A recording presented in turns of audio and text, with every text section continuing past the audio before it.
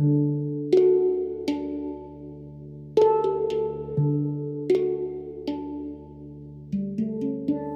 to the Water People podcast. I'm your host, Lauren Hill, joined by my partner, Dave Rastovich. This season is supported by Patagonia, whose purpose-driven mission is to use business to save our home planet. Today, we're in conversation with journalist and surfer James Nestor. James has written for Scientific American, Outside Magazine, the BBC, the New York Times, the Atlantic, and more. His first book, Deep, follows clans of extreme athletes, adventurers, and scientists as they plumb the limits of the ocean's depths and uncover weird and wondrous new discoveries that, in many cases, redefine our understanding of the ocean and ourselves. In 2020, James released his latest book, Breath, which explores the million-year-long history of how the human species has lost the ability to breathe properly, and why we're suffering from a laundry list of maladies, snoring, sleep apnea, asthma, autoimmune disease, allergies, because of it. He traveled the world in an attempt to figure out what went wrong and how to fix it. We acknowledge the Bundjalung Nation, the first and ongoing custodians of the land and waters where we work and play, who have lived, worked, and cared for this sea country for tens of thousands of years. Respect and gratitude to all First Nations people who continue to practice the cultural, spiritual, and educational customs of their ancestors.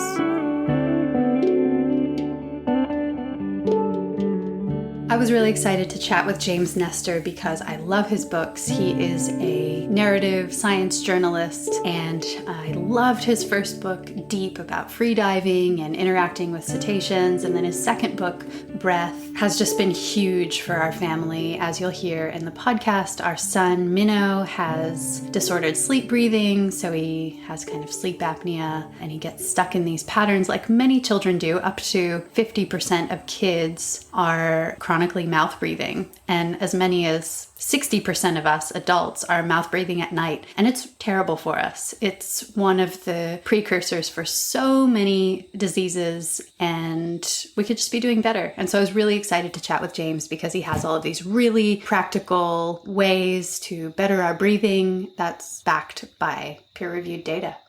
Yeah, and I feel also an enthusiasm for his work because of the relationship surfers and water people have with their breath. And that given we are in situations where you exert a lot of energy and then all of a sudden you stand up on a wave and you're exerting a whole nother type of energy to pump up and down the line and ride a wave to your fullest potential, sometimes we're puffed before we even get up to our feet on a wave, especially around here with long point breaks and strong currents. And so breathing properly, having good recovery breath, resting breath, understanding the cycles with our breath, they're all such crucial aspects of being our best surfing selves, our best selves in general. And I really feel that that is a basic knowledge foundation for all of us to have, though so few of us do. And that's illustrated by the fact that his book, Breath, is so popular and has been received so well, is that everyone's having these aha moments about the most important thing we do every single day of our lives, every night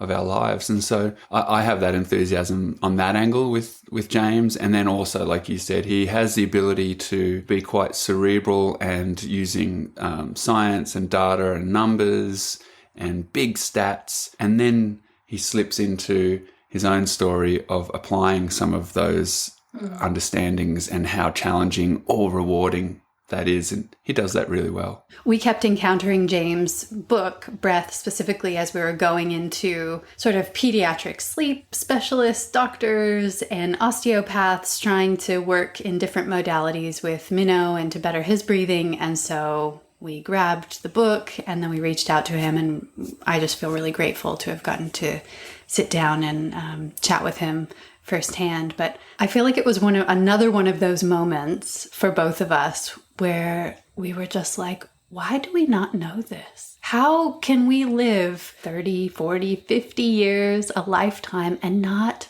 understand how to breathe properly? Yeah, and this makes me think of our day yesterday where we went to visit Jeff Lawton, the permacultural wizard that he is in the hills behind our home region, and we sat down to discuss a future project together which centres around basic understandings of what it is to be a human here on planet Earth, and that there are so many very basic things about being here in this position on the surface of this beautiful world that we just don't know. There are so many things that have just slipped through the cracks and are overwhelmed by silly things like how to play video games and how to do our taxes and how to have a business and cars and regos and all these mundane things that we all as adults know how to do. We know how to navigate those worlds, yet we don't know how to breathe properly. Yet we don't understand water cycles, the way the moon and tides fluctuate every single day of our lives. We don't know the basics of how to repair some earth in order to replant and perhaps grow food for our own bodies and our families. We don't know these basic things that are so enriching for our lives and give us such a sense of belonging and place, and they're just not readily available. I think of all those things when I think about this conversation with James, and that there are so many little strange anomalies like that where we should all know to be nose breathing. We should all know how to calm our breath. We should all know the strategies to employ when we're sick or stressed or anxiety ridden or about to get a pounding by a huge wave, how to dump all your air and take a big breath in order to handle that. We should know these things. We really, really should, as a very early life fundamental aspect of understanding and being a human. And it's another example of how sometimes the simplest solutions are the most powerful. If you're not going to read Breath, I'll go ahead and spoil it for you. Even if you are going to read Breath, basically at the end of the book, he comes to the fact that kind of the perfect breath doesn't have to be complicated. You don't need anyone to guide you through it. It doesn't cost anything. You have a chance to get better at it 25,000 times a day. We breathe 5 seconds in, 5 seconds out. It's as easy as that. Yeah, so great. I really enjoyed this conversation with James and feel like having these opportunities to speak with someone who has really gone deep on a subject and has also, I guess, put the knowledge through many filters and editing processes and cleaning it up and looking at a lot of material in order to come to a simple point like that at the end.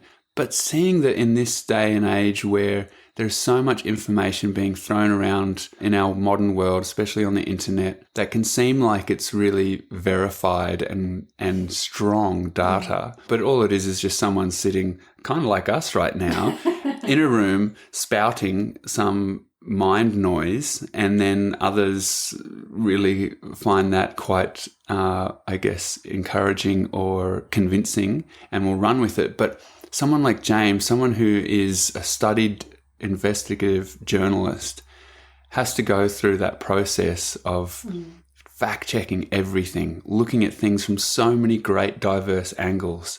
And then at the end of that, you have a book, a beautiful, a cherished, amazing book, one of the great ways to impart knowledge in our world. And you can read knowing that you can chase up any of these points he's making at the back, and you can follow those threads of thought and inquiry, and you can get to a point where you feel that that information is really valid and valuable. And I love that about the book world. You know, I find that as someone who doesn't participate in social media, doesn't have an interest in internet knowledge in terms of building my worldview, I really appreciate people who go to the depths of authoring a book and what it takes to do that. And James is just a great example of that. And on that note of books, I just wanted to put a quick mention in that we've started a little Water People newsletter, an email newsletter. We've gotten lots of messages over the years asking for a book list, asking for book recommendations, or people just saying, oh, you mentioned a book in this podcast. What was it called again? So we wanted to start the newsletter basically just to be in touch more frequently, to send out book recommendations, film recommendations, podcasts that have lit us up, or questions that we're pondering, and also ways of getting involved with social and environmental activism right now. And you can sign up through our website, waterpeoplepodcast.com. There's also a link in our bio on our Instagram page. Dave has no idea what I'm talking about, but he will be writing for the newsletter. Sorry, I was just listening to the cicadas. I was looking straight through you, sorry. Welcome to my world. You can sign up on the website. We'll probably send out a newsletter once or twice a month just to be in touch. And please feel free to respond.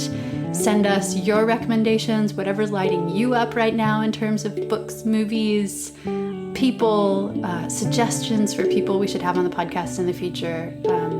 This is a community of water people, and we wanted to create another way to all be able to communicate. So thanks for coming along, and hope you enjoy this chat with James Nestor. James, we always begin these conversations in the same place by asking about a time or experience after which you were never the same. Do you have a moment like that? I have many moments like that, but I'll choose one of the many. And I think for me, if this involves water, which I have a feeling it does on this podcast, it would be diving with sperm whales. And so being able to not only free dive, which this was right when I kind of figured that out, but to be able to free dive with other free divers, some of the best free divers on the planet, which are giant sperm whales. So that really affected me. I think once you open that door, it never really closes. And I think about it a lot.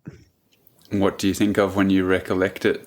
I think about how I need to reorganize my life so I can do that more often. And I think about all the other people who I've met who have had this experience and have had the same reaction during and after, which is sort of such a transformative feeling to be in the company of these intelligent, majestic animals that have been around for so much longer than we have, that it sort of puts a filter on everything else you do from that moment forward, in a good way and in a bad way. So I think it expands your peripheral vision maybe as to what you're doing in life and what maybe you should be doing more of. James, I've had a lot of cetacean interactions in my life as a surfer, living on the east coast of Australia and surfing around the world for many years. And I also hold those encounters with cetaceans at the very forefront of my mind and my body, my memories. And I try every winter season when the humpbacks migrate past our section of coastline here at home to take friends out, and I have a little hydrophone.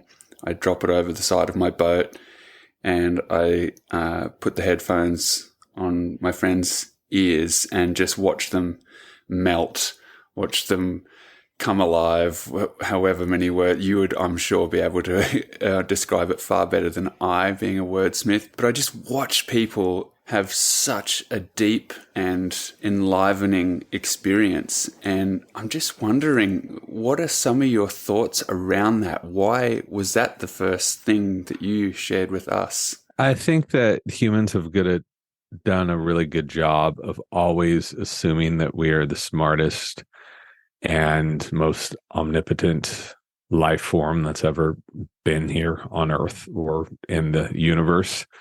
You know, we say that nothing is as intelligent as we are, and, you know, nothing's better. No other animal has anywhere near the technology that we have. But it's easy to say that when you're looking through the binoculars of human vision, but it's something different when you start to actually expand your mind and understand that even the language that we're seeing of or hearing of cetaceans, that's only a very teeny little fraction of it, because our hearing is so limited and our vision is so limited. We can't see, UV radiation. We can't see infrared. Other animals can see in a much broader spectrum than we can, and they can hear and communicate in a much broader spectrum.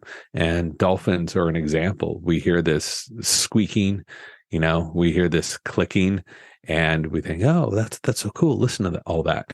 We're hearing the smallest little fraction of what they're actually saying what they're actually doing. So I think that with all of our technologies, it's kind of a shame that we haven't spent more time looking into animal communication, trying to crack the code. And in some ways, we're at the same place as we were 50 years ago. There was a lot more research going into this 50, 60 years ago than there is today. So it's kind of sad, but at the same time, hopefully these technologies will be able to become more accessible to more people, and citizen scientists can do it instead of waiting around for a researcher to do it. To dive in a little more specifically, can you share the story about the corrupted whistle that went cetacean viral? God, this was so long ago. Oh, good for you for bringing that up. Yeah, so a lot of cetaceans communicate in whistles or clicks, and dolphins in particular are really good at whistling. And most of these whistles are in this very smooth sine wave. So it's this very smooth curve. Imagine like a rolling hill. That's what the audio signal looks like on a spectrogram when we analyze it. But one of the researchers I was working with, freelance citizen science researcher, thought, I wonder if, since dolphins can both speak these sine waves and hear them as well, because dolphins have different names, right? They're able to exchange different names in these whistles. What if you sent them a square whistle, a square wave? So a form of communication that has never been recorded before. Would they be able to adopt it and communicate it back?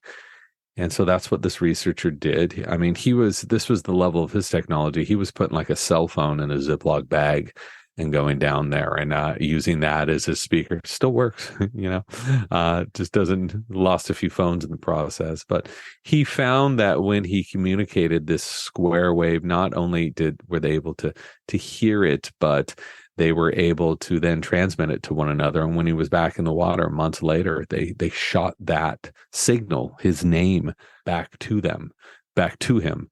And to a lot of people, this seems, this is incredible, until you look at all the research that was happening in the 50s and 60s that's probably still going on now, that's top secret, where dolphins can do all this kind of stuff. They're way ahead of us, I believe, on the language front by far. And that was just one fun example, something that anyone can do and experience. Your first book, Deep, that story is chronicled in a beautiful book that you wrote called Deep, is really about breath holding. And your second book, Breath, is about refining breath, particularly the exhale. I'm curious to know if there was a direct trajectory from one book to the next. I wish I was smart enough to plot out my life like this so I would know where I would be from year to year.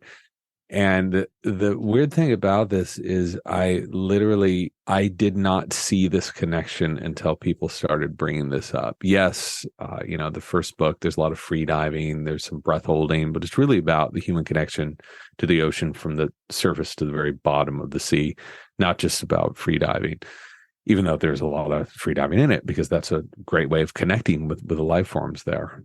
But it was through these free divers, not the competitive free divers, but this whole other group of free divers, that I learned of these other powers of breathing, that you could use breathing to heat your body up, and you could use breathing to cure yourself of many common maladies. Seems impossible until you look at the science, and it's totally straight up. So one book kind of led to the other, but not consciously. An author told me this years ago, he's just like, every writer's books, it's just like you're smoking a cigarette and you're lighting the next cigarette off that cigarette. And maybe that's a really bad analogy for a book about healthy breathing, but I see that now. And maybe smart entrepreneurial people can do that on purpose and plot out the 20 years of their life. But I just kind of go with the flow and see what comes up and what's legit and what I want to spend years and years studying. And that was a really natural transition for me. And how is that transition going for you, James, in terms of your own health? Because that was a big part of both of those books, your journey from the issues you had with your body at the beginning and how perhaps you transformed so many of those challenges that your body was going through. Where are you at now with that?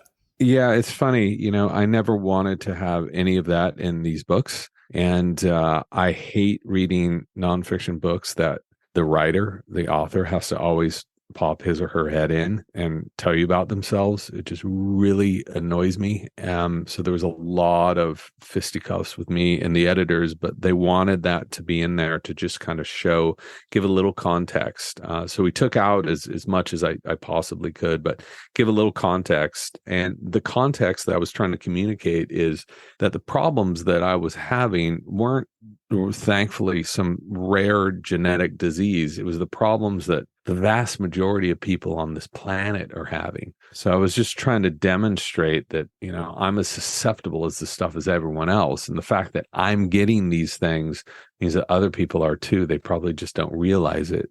What I mean by that is, you're talking about respiratory issues, mouth breathing at night, having bronchitis, especially if you're a surfer in a cold climate. That's pretty common out here. Maybe mild pneumonia from time to time. And I kept being told that this was normal. Year after year, I was given a fistful of antibiotics sent on my way. The pills work, so they absolutely do, but they're not a permanent solution. So the breathing, I specifically did not put this in the book, and I don't talk about this very often, but all the issues that I had, I have not had since. So for me personally, it was completely transformative. Respiratory issues, haven't had bronchitis, haven't had pneumonia. Of course, I get colds, and get the flu on occasion, but have not had any respiratory issues. I was having them all the time. And the reason I did not put that in the book is I don't want to say just because this worked for me, it's going to work for everybody else. Everybody's different. So, but we do know with breathing is you can only benefit from it. I don't know anyone who's learned how to breathe better and has had negative side effects from that. So you can benefit a little or you can benefit a whole lot like I did. We were especially excited to chat with you, James, because our 5-year-old has sleep apnea. We still co-sleep most of the time. And I know I long for the nights when he breathes quietly. I don't know, for people who are listening, if you've slept next to someone with sleep apnea, but just imagine waking up like 5 or 10 times a night with your child choking or gasping for breath. And that's punctuated by extended breath holds when, as a mother, my body gets really alert, waiting for that next breath to come. So anyway, I've spent a lot of nights laying awake and listening to breathing patterns over the last 5 years. And it's taken a while to find a doctor, and specifically a functional dentist, who took my concern seriously, who got us onto a sleep test. And I was just looking at the data about the links between disordered sleep breathing and ADHD, and how many kids end up being medicated because of perceived ADHD when in fact they have disordered sleeping. And that often presents in children as hyperactivity, whereas adults might be sleepy in the day. Kids just go a bit cuckoo and their brains aren't able to focus in places where that's required, like school. You've written about how you had sleep apnea. You were referring to that before. Can you talk us through the wide-reaching impact of disordered breathing and why so many of us specifically have lost the ability to breathe properly? So I'm happy you brought this up because this is one of the most underdiagnosed things out there. I was just at a conference this last weekend talking about this more and more with a whole group of people who've had the same experience that you've had. So for some reason, we've built a medical system that is really good at prescribing different pills, different powders, different therapies. Those things absolutely work. Okay, there's a time and place for all of that. They're terrible for an intervention for sleep disordered breathing. I can't tell you how many letters, I have some of them up on my wall here, that I get every week. I've probably gotten thousands now from parents saying the same thing, where their kid has ADHD, the kid's 12 years old, still wetting his bed. No one knew what to do. For the last 5 years, they've been on Ritalin, they've been on sleeping pills. Nothing's working. The parents finally look at the kid's breathing. It's a complete disaster. Fix that, all the problems go away. And they're happy, but they're also completely pissed off. that it took them reading a book by a journalist instead of hearing this from a doctor. So this is a huge problem, and it's getting worse. So I only had sleep apnea, as far as I know, and I've been tracking my sleep for a long time, once in my life. That's when I forced myself to become a mouth breather at the Stanford experiment. When I became a mouth breather, I got sleep apnea and I snored throughout most of the night. When I converted back to nasal breathing, all of it went away. I'm not saying that's going to be the same with everybody. Everybody's different. But what we do know is this is becoming a enormous epidemic for kids. It affects the development of how tall they're going to grow. It affects their bone development. It affects their brain development and more, because growth happens at night. And if you're stressed out at night, that growth is not going to happen the same way it would otherwise. So why did this happen? There's a huge explanation. I wrote a book about it. The short version is, so no one needs to buy the book, is that industrialization, specifically industrialized food, has shrunk our mouths so much that our teeth growing crooked. That's why our teeth growing crooked, because we have small mouths, and our ancestors did not. With a small mouth, smaller airway, breathing problems, more susceptible to sleep apnea and snoring. The good news is once you diagnose it, once you find out what the issue is, you can fix it. And that's really what the book is about. It's not to bitch and moan about how we've screwed ourselves up, but it's like, okay, this is what we have done wrong. This is the big problem. How do we fix it? And let's focus on that. James, I've got a bit of a personal question in regards to swimming as an option to correct asthma and breathing issues in kids. When in Australia, I don't know if you're aware of it, but a lot of kids are just sent to the local swimming pool to do laps when you've got asthma, and it worked on me as a kid. But you are still mouth breathing when you're swimming. Have you come across any info or any insights into why that would still work so well for us, even though we are mouth breathing while we swim? It's a really good question. I looked into this in the book and found nothing clear. My hypothesis, and to be clear, this is my hypothesis, okay? It's not a scientific thing, is when you're swimming, especially when you're like a kid and you're taking a breath and you're going under and then you're taking a breath again, you are increasing your tolerance for carbon dioxide. And what they've found is a common link between kids and adults with asthma and or with panic and other disorders is they can hold their breath for about 3 seconds before they go, because they associate breath holding with an attack, and they don't want to have an attack. So they condition themselves to breathe like this, constantly breathing. You can't breathe that way in a swimming pool, right? You have to take a breath. Even if you're swimming strokes, you're holding your breath while you're swimming strokes. If you're doggy paddling and swimming up and down, you're conditioning your body to become more comfortable with holding your breath. So we do know as CO2 tolerance goes up, which is to say, as you can hold your breath longer, more comfortably, asthma symptoms tend to go down. So much so that I have met dozens and dozens of people who had debilitating asthma who no longer suffer from any symptoms of asthma, simply by learning different processes of breath holding and breath control. So I would venture to say swimming fits into it in that way. I will say one other thing, really got me rolling here, is swimmers also who don't have asthma can develop asthma at a higher incidence than someone else because of the chlorine in the pool. Swimmers tend to get asthma that way. So it's both a cure, but it's also a contributor to the problem. I think if you swim in the ocean, that's the best place to do any swimming anytime. So do that and you can kill two birds that way. One practice that your book Breath really inspired was observing mouth breathing all around us all the time, walking through a supermarket, walking through the middle of town, and just looking and noticing how many of us are breathing through our mouths. You go into great detail about the impact of that mouth breathing on us. Can you recap a little bit of that science for people who maybe aren't familiar with the ill health inducing impact of mouth breathing?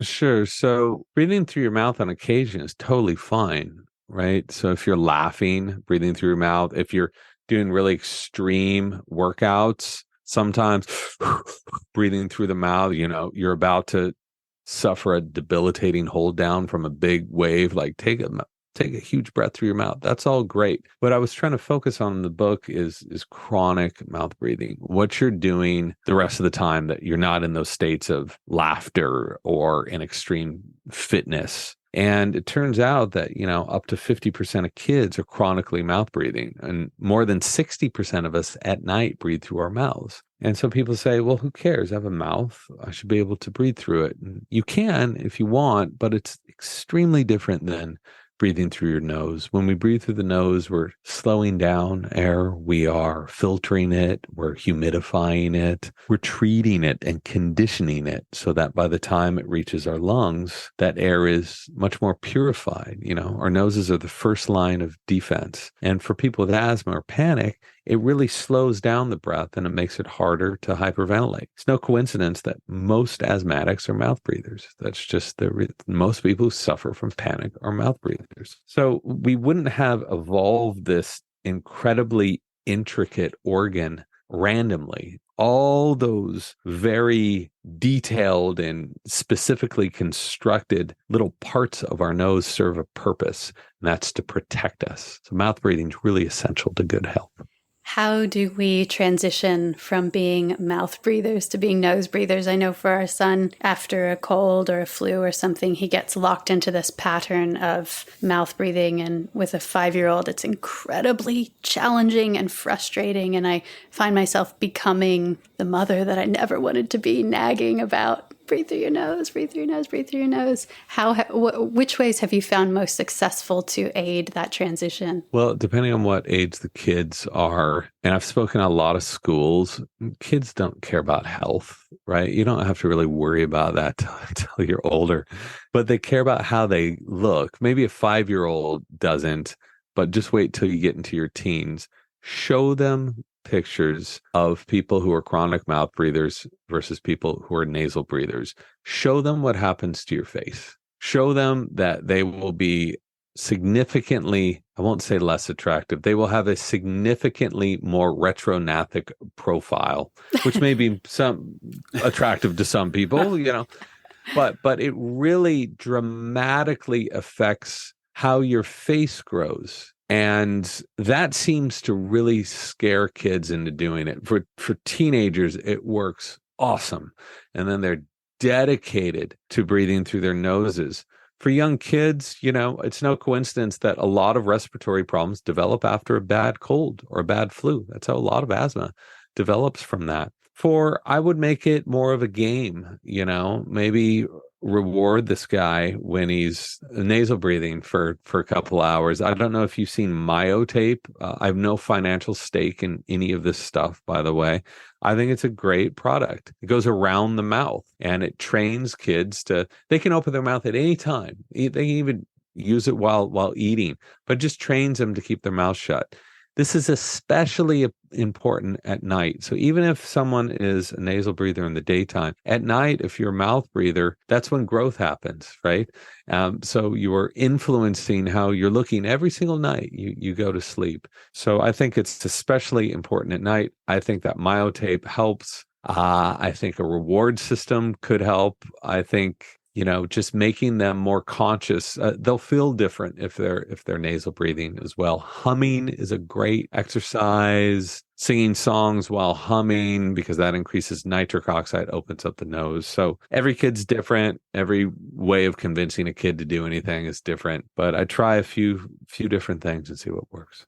We find balloon blowing up can be quite helpful to do intensively, and also we've gotten on to Dave specifically entices Minoa with the way Tony Hawk does things, because Minnow really likes to skateboard. So we talk a lot about how Tony Hawk skates so well because he does it with breathing through his nose.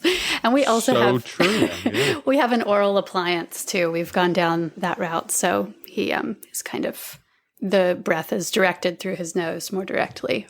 And it will be easier, once his palate develops wider, it will be easier for him to become a nasal breather. Just get him up to, 10, 11 when he starts worrying about his looks, showing those pictures. And I'm telling you, it works pretty well. From what I've never been on TikTok ever, but apparently all this Gen Z people are just posting stuff about, proper tongue posture now, nasal breathing, what it does to your jawline, what it does. And I think it's great if that's what it takes to get people to shut their mouths, then it's cool with me. We've also had really great luck with Buteyko breath work. There's free exercises online. I'll post a link to that. We found those the most fun and engaging way to have a 5-year-old do breathing exercises. And we do them too. And the good part of that is that Buteyko exercises, which are just essentially breath retention, breath holding exercises, they're really good for being in the water too, whether you're a free diver, whether you're a surfer, whether you're a swimmer, because they condition your lungs. They allow you to tolerate more CO2. They allow more oxygen to get into all of your cells throughout your body. And so everybody wins with that. Those exercises, a lot of them are not pleasant. I'm sure you're realizing. Breath holding is not pleasant, but if you make a game out of it and if you see the results from that, I think people become a little more convinced. I'm really grateful that we've gotten to dive into this, and I can totally back up what you're saying, James, about the teenagers, because at our local skate park a while ago, I was there with our little boy and I had to go pee, so I went to the toilet, and in the toilets, written on the side of the wall was, Billy Bob or someone's name, and it said Billy Bob is a mouth breather. And I couldn't wait to run out and tell Lauren that was like a slur, like that's just totally proves your point about the teenagers. Not many slurs are like rooted in science, but that one is like, you don't want to be the mouth breather at school, kids. So if you're out there listening, take our word for it. Zip the lip now. You'll be happier later on in life. Yeah. It's another meaning to the loose lips sink ships line, I guess. There you go. I'm stoked we went there, and I'm really itching to go back to the cetacean realm. Can I ask a question before you go there? Sure. You're a few years out from writing Breath. I was really curious to know what practical learnings about breathing have stuck with you and what difference they've made in a practical sense in your own life. Yeah. When people ask this question, they expect me to come up with some extremely mysterious, convoluted, detailed answer, because that just makes it all seem that much more legitimate. But I'm going to really bore you here and say the most simple, pragmatic steps will make the biggest difference by far. I think the most important one is to become an obligate nasal breather. Everyone's just like, yeah, you already said that 20 times, but it's one thing to say it, one thing to do it. It can take a lot of work to get there. You'll feel the difference. Sometimes it's weeks or months. I think breathing slower. I think becoming conscious of how you're breathing when you're walking and exercising. A good one to do is in for 4 steps, out for 6 steps. Just try walking around that way for half an hour. See how you feel. And if you want to really bump it up a bit, breathwork practices, hyperventilation practices, Kriya, Wim Hof method, pick whatever you want. Science is very clear on those. I get a lot out of doing Kundalini practice, various pranayamas, and I think other people do as well. So you can't just, as Westerners, we just want to go from 0 to 100 all the time. So when people hear about this, they're like, yeah, sign me up, dude. 3-day retreat. I want to go all the way. You have to get the pragmatics down before you can do that. Otherwise, you're going to be breathing wrong. You're only going to get half of what you could get out of this otherwise. So those are my go-tos. I know that's probably not what you wanted to hear, but those are the things that work for me. You can make it as complicated or simple as you want. Are you still wearing an oral appliance at night? Such a good question.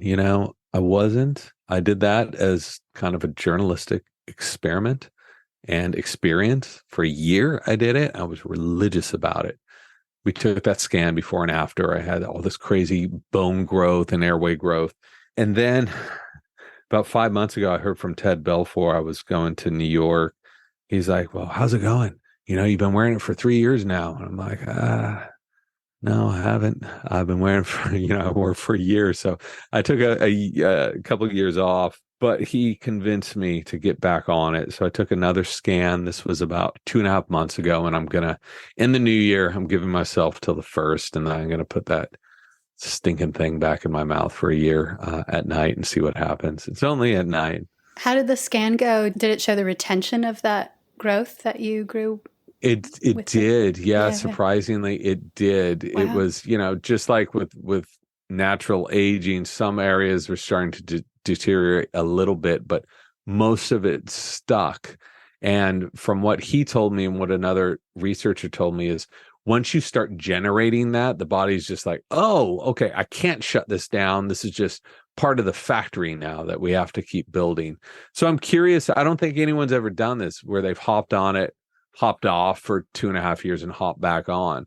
So it'll be fun. I mean, looking at the results, it won't be too fun wearing this thing every night, but that's life. I got a lot of benefits from it. So I'll let you know next year what happens. Sounds good. That's great. Well, good on you for doing those experiments for the rest of us to learn from too. Very kind. Apologies for interrupting the conversation, but we'd like to take a moment to recognize the generous folks who help make this podcast possible. Sunbutter Skincare is committed to protecting people and the planet. They make vegan, reef-safe SPF 50 sunscreen packaged in reusable and recyclable tins. They're also the world's first certified palm oil-free sunscreen brand. Check out sunbutter.com.au to learn more about their skin and ocean-friendly lines of sunscreen, surf zinc, and skincare. Thanks also to Gary McNeil Concepts, who make cosmic surfboards for cosmic people. Gaz's boards combine recycled and plant-based materials that are built to last without sacrificing performance. To learn more, head to GaryMcNeilConcepts.com. The cetacean world is a special one for me. The encounters I've had that just don't seem to fit neatly into a very rational, logical sort of explanation seem to just always be happening with these creatures. And I was just wondering if you had continued any, I guess, inquiries or adventures in that world since the end of your book, Deep. I wish I have had more time to spend on more of the research side. I spent a lot of time, months and months, helping to boot up this thing called Project SETI, which was awarded a TEDx Audacious Prize and now has a lab set up in Dominica and 5 years of funding. So that was cool. And now that's kind of on autopilot. I had to kind of step out of that. The academic world and academic infighting and academic egos are just not where I want to be. I really hope that those guys focus on the animals and less about themselves. And I think that's going to happen. There's some really good people involved in that. So on the research side, less so. On a personal side, I was just out in the Azores a couple months ago with Fred Boyle, who was a character in Deep.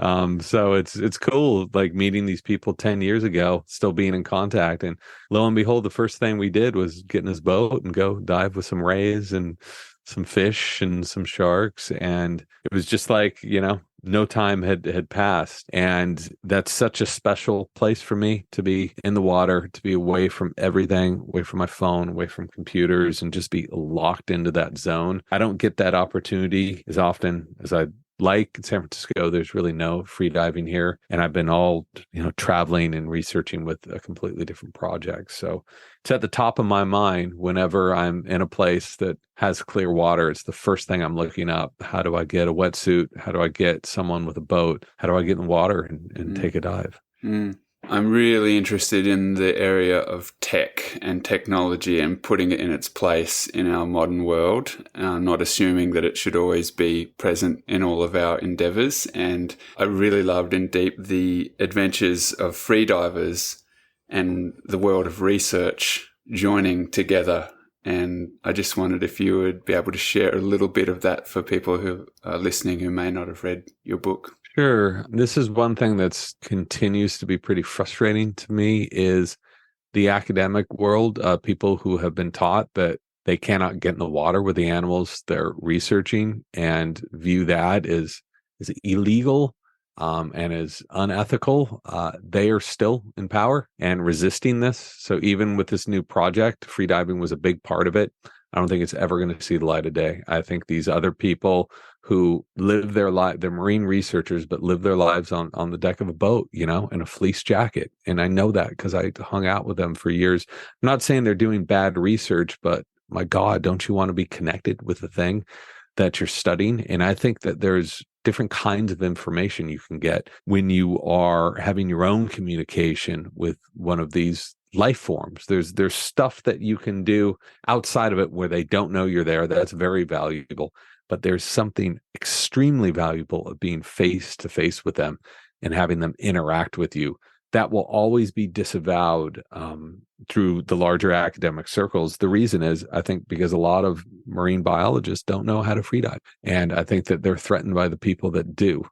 I can say this because I'm not a marine biologist. They're not going to take away my license or whatever. But it's extremely frustrating that we're, at the cusp of mass extinction in the water, and these people are still having these weekend-long conferences ridiculing freedivers and ridiculing citizen scientists who are trying to move this thing forward in a different way.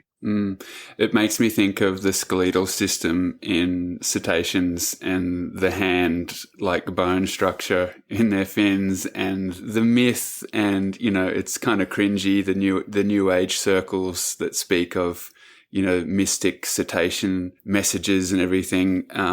It's a bit cringy. I find myself going there all the time, but that is one area that my mind just goes to, is thinking about that ability to have hands, to create tools, to manipulate your local environment to such an extent that it becomes detrimental to oneself. That you look at cetaceans and those bones, and if there was a point in time in their evolution where they realized it wasn't worth it, it wasn't worth having those, it wasn't worth creating iPads, iPhones, cars, combustion engines, all of that stuff.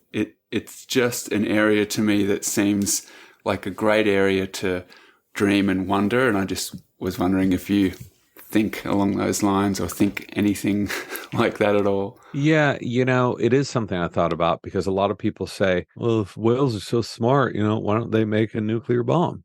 Why don't they destroy all the ships that are destroying them? And if you start evaluating and considering a species' intelligence by their ability to kill one another at a mass scale, then you could say something like, cancer's much more intelligent than humans because it's destroying everybody all over the planet. So I just don't think that's a good measure, to say, well, we've got skyscrapers and Teslas, and what do they have? They're just cruising around the ocean. I hear this stuff all the time. And, it's not an accident that a whale's brain is 6 times the size of ours. People say, well, they need that to control their body. That is complete bullshit. They need look at a whale shark. Its brain is the size of a human fist, and it controls its body just fine. So they have a different level of technology and language that is very likely so far beyond anything we can fathom. And just because we can't understand it or identify it yet doesn't mean it's not there. And so I don't think that you can use these material comparisons to look at intelligence. They've been around for 50 million years in their same form. Perfect stewards of their environment, perfect stewards of their population, living in harmony with everything else. That, to me, is the biggest sign of intelligence, and they're schooling us in that department. Beautifully said. Your books are often filled with characters who lead you to deeper understandings of whichever subject you're investigating. James, I was wondering if you could tell us about a time when you followed a lead, but it went totally askew, or maybe the understandings that you gleaned were too out there for your publishers to let you include in a book. Well, I've got about 600 pages of notes behind me in my office, in my very red, amber-hued office. Yes, sauna. About 90% of the research I do, probably more than that, is cut from the book, including interviews including following leads with people. Sometimes the information's kind of interesting, but the story's very boring. Sometimes the story's very exciting, but the science doesn't check out. So the funnest part of my job is when you have no filter and you talk to absolutely everyone. And that's what I focus on doing. I will talk to everybody, hear everyone's story, at least for a little amount of time, and then sort of weed it out from there. And so all books are like that. You can't to think that I just happen upon each of those interviews in each of those books randomly, and those were the first people I called, is not the case. There's so many other people behind that. A lot of people get pissed off when, I spend a day interviewing them. They're like, where's my interview? And, these are just the decisions you have to make. So it happens all the time, but I don't mind that process. People think it's, well, you waste so much time. I don't think that's wasted time, because you talk to 10 people, and if one of those interviews is just rock solid and those people are solid, then, you've done your work to find the diamond in the rough there, and the person that you want to spend weeks or months learning about various levels. We recently had surf filmmaker Nathan Oldfield on the podcast, and he spoke a lot about the challenge of trying to balance his day job as a school teacher with his dream job of being a full-time filmmaker. What has that trajectory looked like for you, making writing your full-time gig? Well, it wasn't for a very long time. I had a respectable job at a respectable company, wearing respectable clothes and respectable shoes. And I did that for years and years, and just wrote stuff on the side. I wrote things on weekends. I wrote things at night. I was just writing magazine stories because I loved it, because you could fall into these worlds. You'd have an excuse to go interview these people and travel and go have these adventures, then come back and write about them. But you didn't have to live in that world for too long. I just thought it was the coolest thing. And I also realized that there was absolutely no way you could make a living doing it. Maybe if I lived somewhere else, but San Francisco is very expensive. And, I wanted to be able to support the things that I like to do. So it wasn't until like 10 years or something of doing this moonlighting that I finally had enough work that I cut the cord. And then I just wrote for magazines. The books happened organically. I never thought I'd be writing books. The stories got too big for magazines, and they became books. And, so kids out there, don't follow my path. It's filled with misery, long nights wondering where your next paycheck's going to come. But I felt a calling to it, and it's something that I never take for granted now. I think that's the good part, is I appreciate it every day that I'm able to do what I do. And considering all of that, what do you read? Who do you read that keeps you afloat among all of that? Considering you say it's, kids don't choose this, it's full of misery. What keeps you afloat? It's funny, because when I'm not working on something, I'm so sick of reading that I just read shorter things. I still read magazines. I'm one of those weirdos. And I read things that I can finish in one sitting, because I don't want things sitting around. I don't want the feeling like it's there. It's like, you forgot to read me. It's time to read me. I don't want that onus. So nothing very interesting. Again, I read Sunday papers, review sections of Sunday papers, and a lot of magazine stuff. When I'm working on a project, which is most of my life, I'm reading things exclusive to that field, and I'm reading them all the time. Occasionally, if I'm on long flights, I'll find a fiction book. Definitely not a nonfiction book to relax into. I try not to read things that are too closely associated with what I'm working on, because I notice it rubs off on you too much, and you either feel inadequate or you feel like you're ripping someone off. And I just think that that's a bad zone to be in. But when you're reading fiction, it sort of sparks that creative side of your brain to want to bring some of the mystery and adventure of a fiction story into nonfiction, and, keep the movement there. Most of the books I read, this is going to sound really judgy and shitty, but they're extremely boring. They're filled with great information, but they're really boring. So all scientific papers, the information is thrilling, but my God, they're so hard to read and they're so boring. So That was a terrible answer. Edit. We're going to redo that one. What am I reading today? James Patterson. I'm reading, James, stories about the that's ocean. right. I'm just reading books associated with the wonder of the ocean. Why did you even pick up a magazine or a book, James, given that they're, and I assume you've seen how in the surfing world they've all just dematerialized. There's nothing there anymore. And Well, that was such a joy for a lot of us to sit on the toilet and read a surfing magazine or whatever. well, Surfer's Yeah.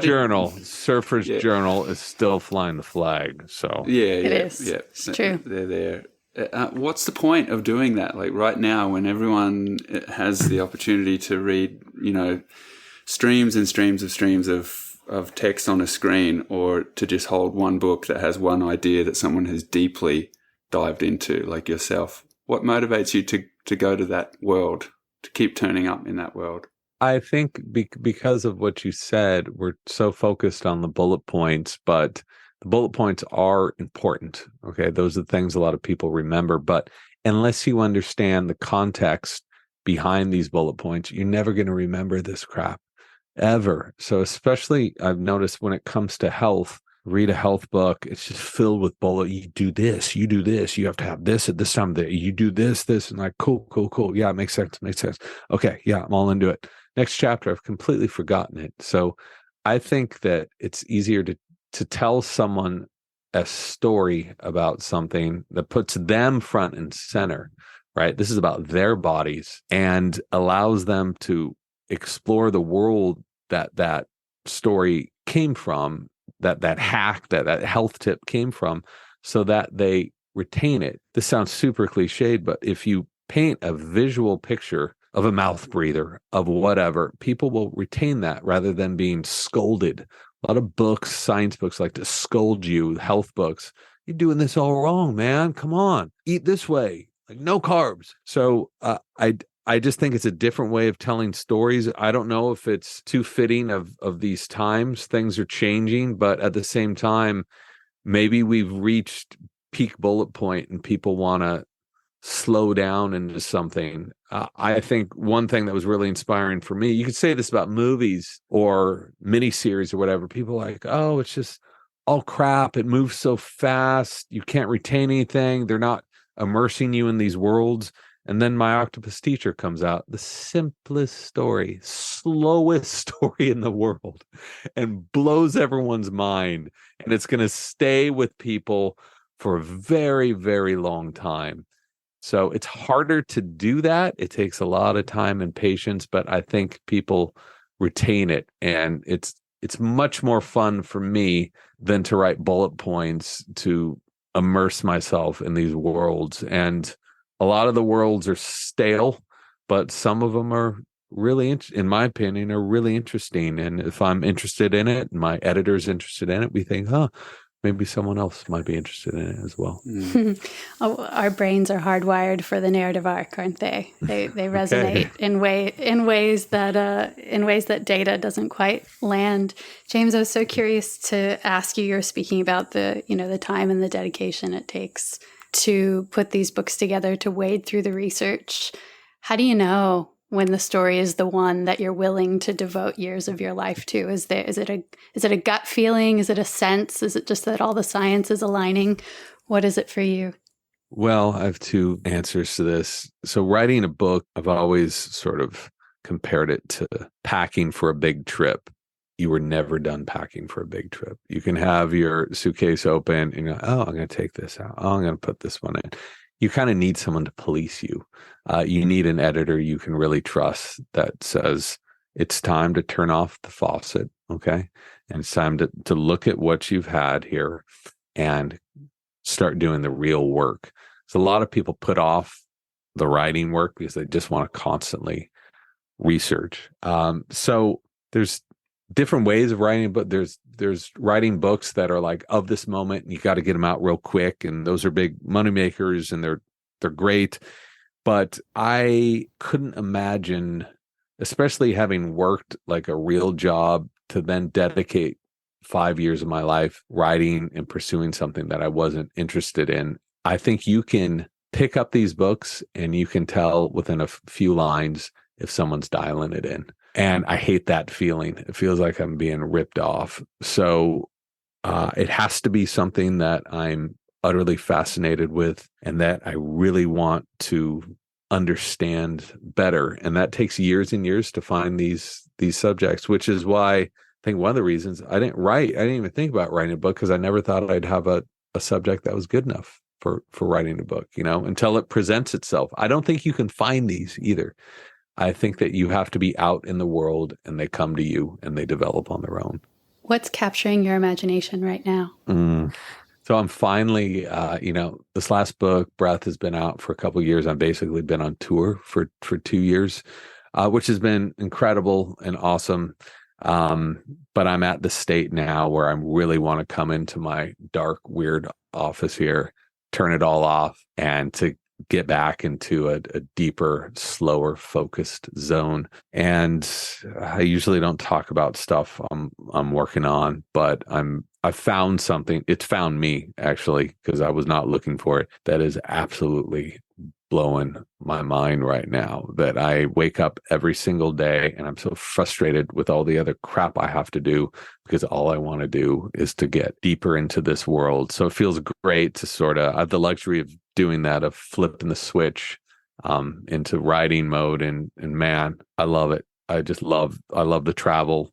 I love the research. I love talking to these people. I love the process, and I've missed it. So it feels good to be back home. That's fantastic. Do you put the red light on when you need to write like that? Is that your comfort? Not comfort a color? freaking red light. I don't know. So, you know what? I'm going to show you anyone listening at home, I'm going to show you my light. You can see this is an owl. It's a ceramic owl. On top of it is a regular lamp.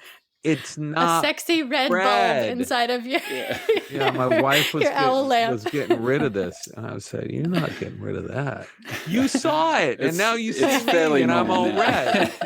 You've had a lot of sun in San Francisco. It's a very sunny place. That's right. Weird is going on. So is your relationship with your editor really horrible? Is it like the check-in person at the airlines that makes you pay for all your excess baggage and you curse them? Or is it different than that? Strangely, and this is a real rarity, my agent is my editor and my confidant. And she's been my agent for 12 years.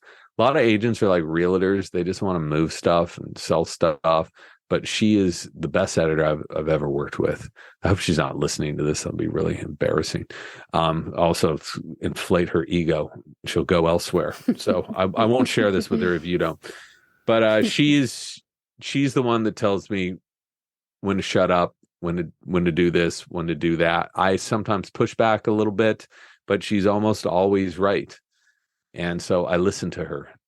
And I really think if I didn't have her and her acumen, and she cares passionately about books, about the process of writing books, about her writers' careers, and that means a lot. She's a friend, and I would like to think that I would know when to stop, but I probably wouldn't. I never know when to stop packing my bag, and so I probably wouldn't know when to stop writing a book. James, what role does surfing or getting in the water play in the midst of research and crafting a new book? I'm just filling you guys up with cliches today, but I really do come up with the best sort of breaks to problems when I'm out in the water, when you're not in front of the computer, when you're not trying. I think that's typical of other people who get that while they're jogging. So I don't think that's very unique, but it's something that I connect with, that resets me in so many ways. I'm here in San Francisco. It's really, really cold now, but there's something nice about that too, because you can be out alone in the water in a city. It's still 15 minutes from my house, and then I'm back in the city. So it's just something that's ever present with me. And we're plotting, possibly to move away for a little bit. And the very first thing that comes to mind was like, okay, let's look at where the surf breaks are. Let's look at our proximity to the ocean. And then those are the places I consider moving to. It's getting harder and harder, though. I mean, my God, everything is crowded everywhere. I just think of 20 years ago. I think of now. Costa Rica is insane. Mexico is insane. Now I sound like a really old man. San Francisco's insane. And this used to be the most desolate, hard, miserable place to surf. And now it's just filled with people. Good for them, but bad for me. The beach there at Ocean Beach is notorious as one of the hardest paddle outs in the world at size. And I've only had a couple brief sessions there, and I would back that up. Considering the state of your lungs and your breathing patterns before you became more educated, did you have or have you had any experiences there in the water, or any sort of moments where you felt like you were so grateful to have a better lung capacity, the nasal breathing thing on lockdown? I think it's really transformed my surfing, and in some ways put me in a lot more danger, because I can hold my breath a lot longer, because I can paddle out. I'm nasal breathing as I'm paddling out. I feel like I have a lot more power, a lot more stamina. I'm less nervous about taking a big fall because I know how to relax my body when I'm held down. And by virtue of that, I've broken a bunch of boards, some really scary experiences. So I'm not sure it was it's absolutely benefited me being out in the water, as a free diver, as everything. But it's also got me into a bit of trouble on occasions. So I'm starting to lighten up on that. I was super gung-ho about like tackling big OB for a long time. And you're right, the paddle out, that's not really what I worry about. It's once you're out there, you're like, oh my God, what am I going to do now? There's just these spitting waves in every direction. They're heavy. People get hurt all the time. So I'm mellowing out a little bit, but trying to get out there and, constantly be pushing my boundaries. But breathing is absolutely essential. You can push through the pain. You can force yourself to hold your breath. But once you really start to understand how to use your breathing to command your performance on a wave, and especially to take a serious wipeout, really changes things. It makes it, in some ways, a lot more pleasant because you're a lot more relaxed than you would be otherwise. I have a tendency, and I did this morning. I was surfing at a local point break where we live, and I had to paddle really strong to catch this one wave. And when I stood up, I had a bit of water in my mouth, and I breathed it all out in a big puff. And as I stood up and then closed my mouth and continued to ride the wave. And it's one of my favorite things to do when I surf. And I don't do it consciously all the time, but just seems that on those more difficult paddle in moments into a wave that just happens. And it was after reading Deep a second time that I really started to notice what effect on my body that had when I closed my mouth after doing that exhale when I stood up, instead of staying in the like full tilt surfing face that most of us have. I realized if I just closed my mouth, that a feeling like a ripple of relaxation went from my jaw to my shoulders dropped and my body relaxed, and the shock coming up through your board into your feet, into your knees of the bumps on the wave, all of those motions just stayed down in my legs, and the rest of me was very relaxed. So thank you for writing everything you've written in both books, Breath and Deep. Because that's been a moment for me where I've seen that play out in a way that I wasn't forwardly thinking about. And I don't know if you have any thoughts around any of that, but definitely want to say thank you. Oh, well, I would thank the researchers that told me that. I'm just a chore boy here, just a conduit to it. But I've had the same experiences. Like I really think that, and I don't know of any, I would say competitive surfer. I'd say anyone that tackles bigger waves that doesn't have the breathing under control. One big wave surfer out here says, if you've lost your breathing, if your heart rate's up, you've already lost. You might as well go in. If that's how you're feeling when you're coming out, forget it, dude. Because not only is that it's going to impact your mental ability to get into stuff, it's going to impact you physically, and being relaxed, but also extremely focused. I think in most sports is where you want to be. You conserve energy this way. You enjoy it a lot more. It's not you pushing against the wave. It's you becoming enveloped in the wave and understanding its contours. And, some people like to just do 20 cutbacks, just spraying shit all over. And that's cool. But if I'm up on a good wave, I want to understand and appreciate that natural moment, that's happening. And it's just magical every single time. So, which isn't to say of course there's a place for mouth breathing. If you're on some real heavy stuff right before you wipe out or whatever, go for it. No one's judging you, but you got to find what works for you. And if you look at the physiology of how we breathe and how it affects us in different ways, that relaxed, easy breathing can really benefit us and make for a better ride.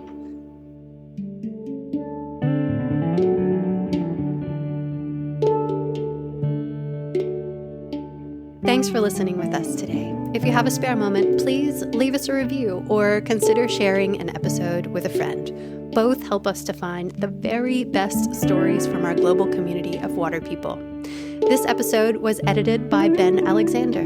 The podcast soundtrack was composed by Shannon Soul Carroll, with additional tunes improvised by Dave and goofy-footed legends Neil Purchase Jr. and Christian Barker. We'll be continuing today's conversation on Instagram, where we're at Water People Podcast.